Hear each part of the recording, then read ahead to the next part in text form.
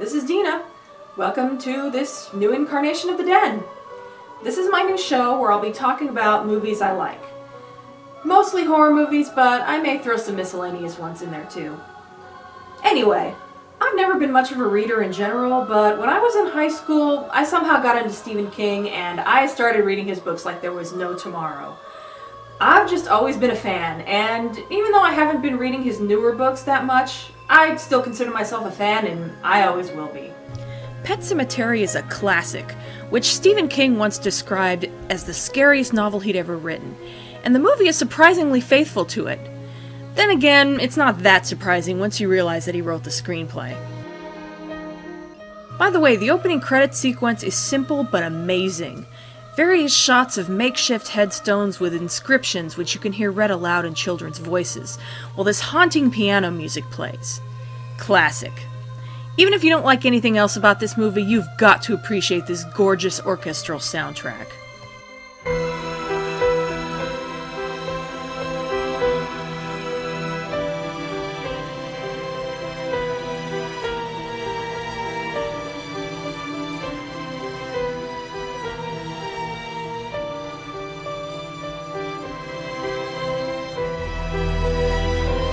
Now, the title and even the beginning of this story are a bit deceiving. This is not about pets dying and being buried, or zombie kitties. It's about death. Specifically, fear of death and how people deal with that fear. This cemetery for pets is really only meant as an example of that. A simplified version of something much, much darker. Sometimes, dead is better. But I'm getting ahead of myself. The story starts off the way a lot of Stephen King stories do. We're introduced to this lovely, seemingly perfect little family. Except there's this little skeleton in their closet that will be revealed to us later, and it triggers horrible events that none of these characters could ever have expected. In The Shining, it was alcoholism. Jack, what did you do to him? In Cujo, it was infidelity. I can't make that it never happened, Vic. I can't make like it never happened either. In Pet Sematary, it's, well, death. I'll get to that in a minute. Meet the Creed family. Louis, Rachel, Ellie, Gage, and Winston Churchill. Call him Church for short. Aww. This movie has a great cast. I haven't seen Dale Midkiff in too much else, aside from a couple of TV movies. One where he played Elvis, and another where he played opposite Nancy McKeon in a movie called A Cry for Help, the Tracy Thurman story. 15 She's minutes. checking on CJ. For a TV movie, it's pretty compelling, and he plays an abusive psycho husband a little too well. Scarier than any horror movie. I killed your mother! You bet on me? Star Trek sure fans thing. should recognize Denise Crosby as Tasha Yar from the first season of Star Trek The Next Generation.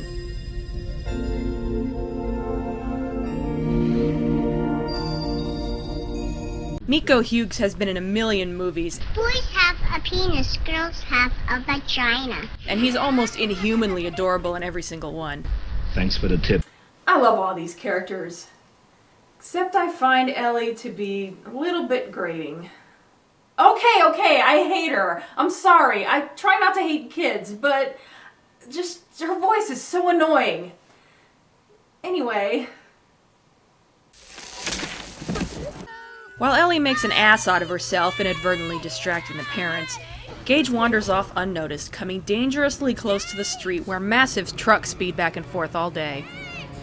Could this be foreshadowing? Fortunately, he's quickly scooped up by their neighbor from across the street. Judd Crandall.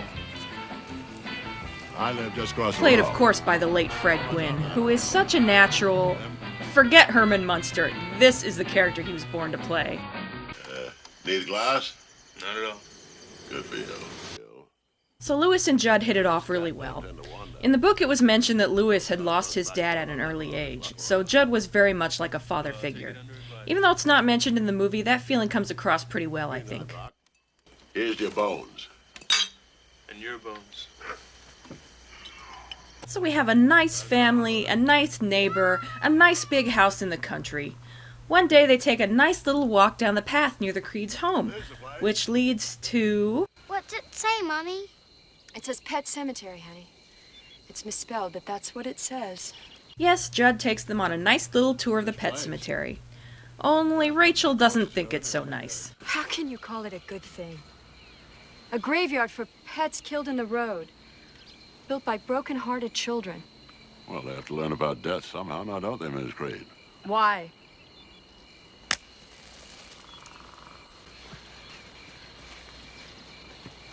Awkward. Daddy, look, this one's a goldfish. This one's a goldfishy. Ellie, I love how Judd handles this you situation. know what a graveyard really is? He treats the cemetery with respect and Well- encourages Ellie to do the same. I guess not. It's a place where the dead speak. No! Not right out loud. Their stones speak, or their markers. This ain't a scary place, Ellie. It's a place of rest and speaking. Can you remember that? Yes, sir. And to her credit, she actually listens. That evening, Ellie gets upset because she starts thinking about the fact that her cat will die someday. I'll spare you her whining.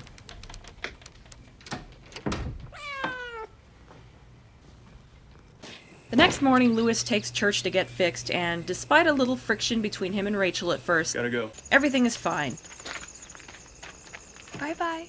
Bye-bye. Bye-bye. Bye-bye. Anybody see what happened? Maybe not. Great first day Louis ends up having at work. Not only does he lose a patient, but, well...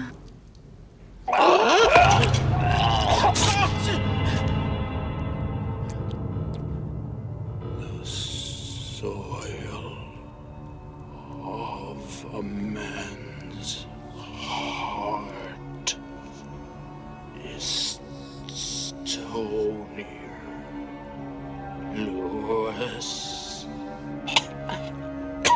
How did you know my name? I'll come to you. How did you know my name? Oh yes, this won't be the last time we end up seeing this character. I never knew much about Brad Greenquist, the actor who played Victor Pascow, but I stumbled on his website and it turns out that he was also in Diary of Ellen Rimbauer, the prequel to Rose Red, and he was in an episode of The Golden Years. So that's 3 Stephen King related movies and shows he's been in. That's gotta be some kind of a record. He also appeared in Star Trek Voyager, Enterprise, and Deep Space Nine, so he has more in common with Denise Crosby than just Pet Sematary. Come on, Doc. We've got places to go. Either way, he's great in this movie. Come on, Doc. Don't make me tell you twice.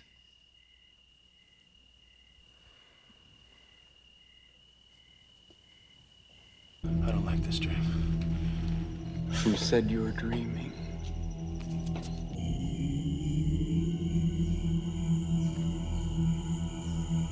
Pascal glanced over his shoulder, and in the moonlight his eyes were silver. I believe that's a passage from the book. I always remember it when I watch this scene. This is the place where the dead speak. I want to wake up. I want to wake up, that's all. Don't go on, Doc. No matter how much you may feel you have to, do not go on to the place where the dead walk.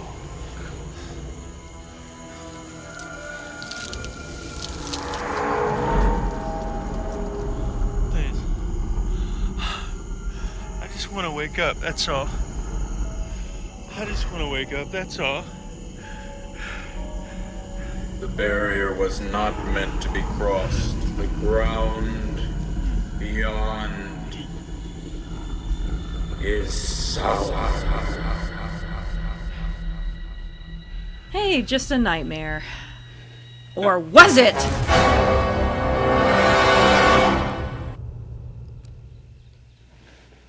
Thanksgiving is here and the family is going to Rachel's parents' house in Chicago. All except Louis.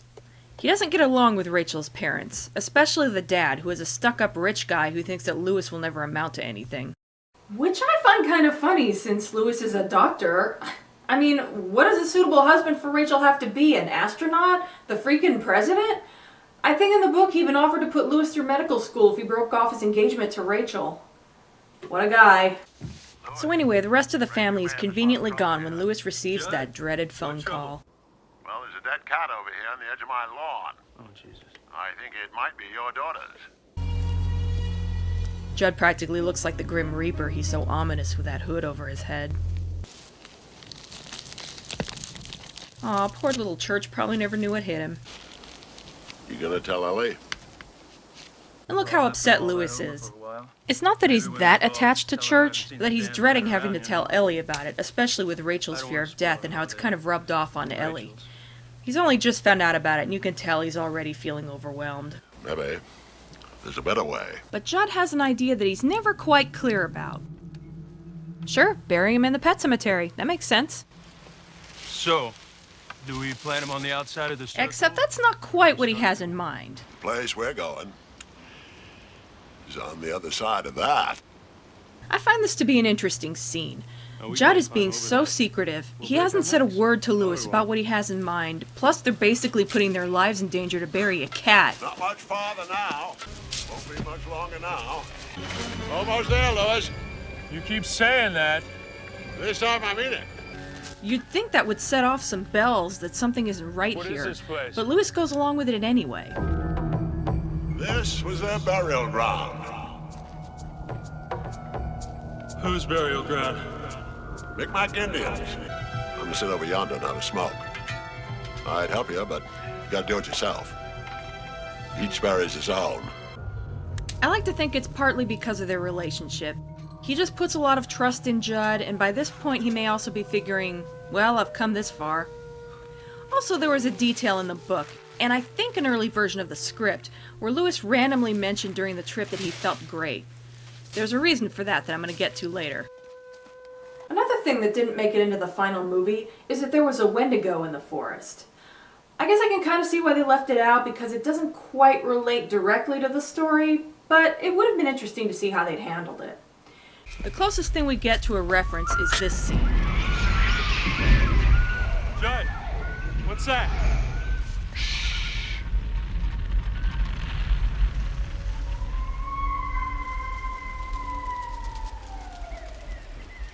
Just a loon, that's all. After Church is buried and they're back at Lewis's house, the mysteriousness continues. Not one word about what we done tonight. What did we do tonight, Judd? What we did, Lois, was a secret thing. Women are supposed to be the ones who are good at keeping secrets. But any woman who knows anything at all will tell you she's never seen into a man's heart.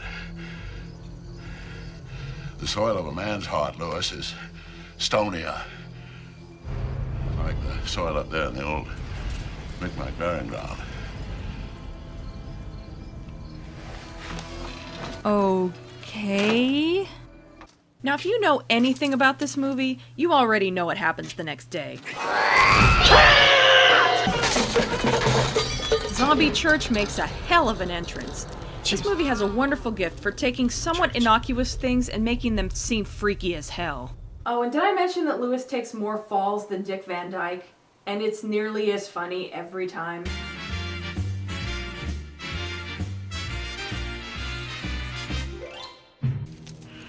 Lewis, you all right? I love Lewis. His character is such an odd combination of drama and comedy, and he makes pretty good eye candy, too. Anyway. Well, I feel like I'm going crazy. Naturally, Lewis goes to Judd for the answers, and Judd tells an interesting story. Spotted got caught in barbed wire that infected. You still see the barbed wire marks on him. Spot came back all right. It was never quite the Shades same of dog Cujo. that I knew. One way this movie differs from the book is that it has the animals being much more aggressive. In the book, they were mainly just slow and stupid with their eyes kind of glazed over, like they had brain damage. It was creepy in kind of a subtle way. The movie is a lot more obvious about the horror of undead things. It's almost dumbed down in a way, like a zombie movie with much fewer zombies. That said, I actually do like how they handle Zombie Church. He's not murderous towards humans or anything that obvious. Fuck off, hairball. And he pretty much zeroes all his aggression in on Lewis. It's like he knows what Lewis did to him and he is not happy about it. How the hell did you get in here? I guess now we know why Judd didn't help Lewis bury Church. Of course, after Judd is done saying his piece, Lewis asks the $1,000,000 question. Has anyone ever buried a person up there? Christ on his throne, no. Whoever would. Methinks Judd doth protest too much. Oh yeah, this movie was about death, wasn't it? And Oh, hello, Mr. King. I'm your #1 fan. may the Lord make his face to shine upon. Ellie's babysitter has killed herself. Naturally, everyone is at the funeral except for Rachel. She's been throwing up ever since Mrs. Rogers called and said Mrs. That's Dandridge. enough, Ellen. I don't know why I gotta take someone like her. She should still have a bunch of years left in front of her and let some old fart like me just go on and on. My father used to have a saying, Judd. God sees the truth, but waits. Yeah. How's your cat, Lois? It's Ellie's cat. No. It's your cat now. Not sure what's up with this conversation, except that Lewis and Judd seem to want to one-up each other. It's kind of amusing. Later that night, Daddy, do you think Missy Dandridge went to heaven? every parent dreads this kind of conversation. And different people believe all sorts of different things. Some believe in heaven or hell, and some think we come back as little children, and some think we just wink out, like a candle flame when the wind blows hard. No. I think we go on. But Lewis handles it beautifully. Good for him. Yeah. I have faith in that. You believe in it. I think Rachel agrees, which inspires her to finally open up about something. But you might have. I know you don't approve of the subject. I just get scared. Scared of what? Dying?